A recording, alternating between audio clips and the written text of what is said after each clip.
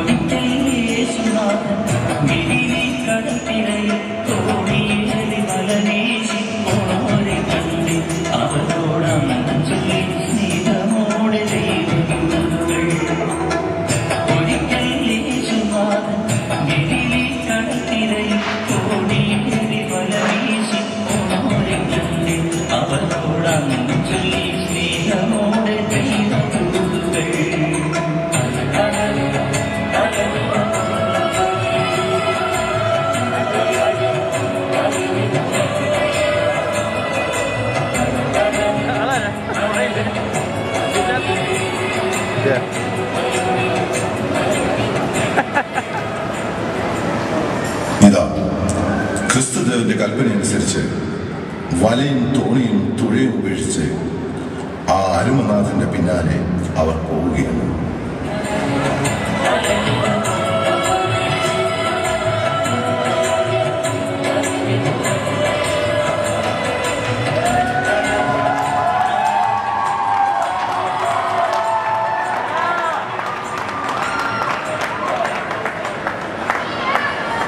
Other people